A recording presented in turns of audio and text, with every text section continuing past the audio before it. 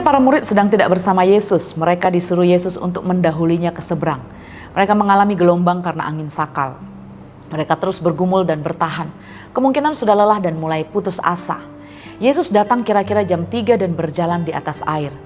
Ketika dalam masalah yang tidak dapat kita lihat dan tidak dapat kita pastikan, kita bahkan takut dan curiga kepada orang yang datang mau menolong kita. Seperti para murid yang berteriak-teriak karena takut ketika melihat Yesus datang dengan cara yang memang tidak biasa dan di jam yang tidak biasa. Tapi segera Yesus berkata kepada mereka, "Tenanglah, aku ini, jangan takut." Seberapa besar gelombang kehidupan kita? Gelombang itu berada di bawah kaki Yesus. Kita sering menganggap bahwa masalah itu lebih besar karena kita begitu lemah dan terbatas. Itu sebabnya kita harus punya Yesus yang lebih besar dan lebih berkuasa dari semua gelombang kehidupan dan pergumulan kita. Amin. Ketika kita bersama Yesus, kita juga dapat mengatasi gelombang itu. Ketika tahu itu Yesus, Petrus spontan seperti biasa meminta untuk Yesus menyuruhnya berjalan di air.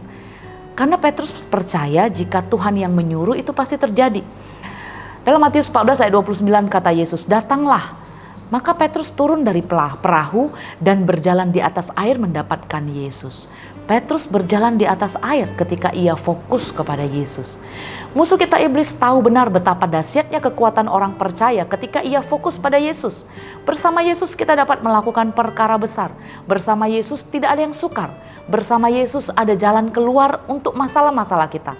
Maka iblis selalu berusaha mengalihkan fokus kita dari Yesus agar kita mudah dikalahkan. Matius 14 ayat 30 berkata, "Tetapi ketika dirasanya tiupan angin, takutlah ia dan mulai tenggelam lalu berteriak, 'Tuhan, tolonglah aku.'" Ini Petrus lagi. Pergumulan seringkali mengalihkan kita dari Yesus.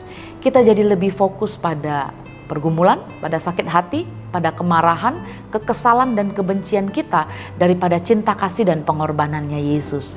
Sehingga kita jadi lemah dan mudah sekali dikalahkan. Kesenangan dunia, gaya hidup, harta, jabatan, keterikatan membuat kita tidak fokus pada Yesus. Kita dibuat percaya bahwa keluarga kita nggak bisa lagi diselamatkan.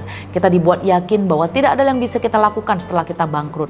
Kita dibuat sakit sekali mengingat bagaimana rekan bisnis mengkhianati kita sampai akhirnya kita terikat kepada dosa, kemarahan, dan dendam. Memang berat sekali ketika kita sendiri mengalami hal-hal itu. Tapi Tuhan berkata bahwa rancangannya adalah rancangan yang mendatangkan damai sejahtera. Kita akan mengalami yang jika kita mengembalikan fokus kita kepada Yesus, maka bersama Yesus sekali lagi gak ada yang sukar, pasti ada jalan keluar untuk semua masalah-masalah kita karena Yesus terlebih besar dari semua masalah kita. Fokus pada Yesus dengan melakukan kehendaknya, dengan melakukan perintahnya. Berat, iya banget. Tapi kuatkanlah hati kita, lakukanlah kehendaknya. Kita pasti akan alami janji-janjinya. Mari kita tanggalkan beban dosa.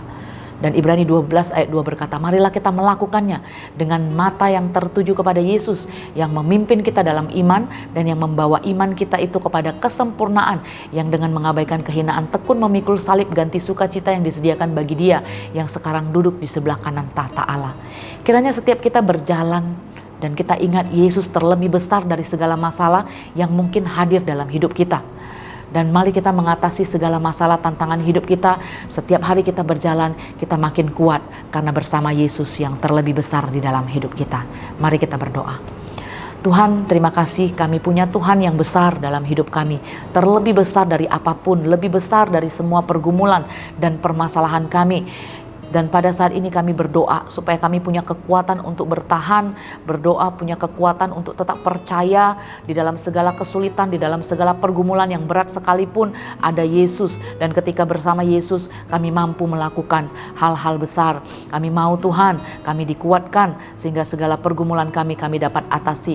Pergumulan kami, masalah kami ada di bawah kaki Tuhan. Kami percaya bahwa kami mampu mengatasinya bersama dengan Tuhan.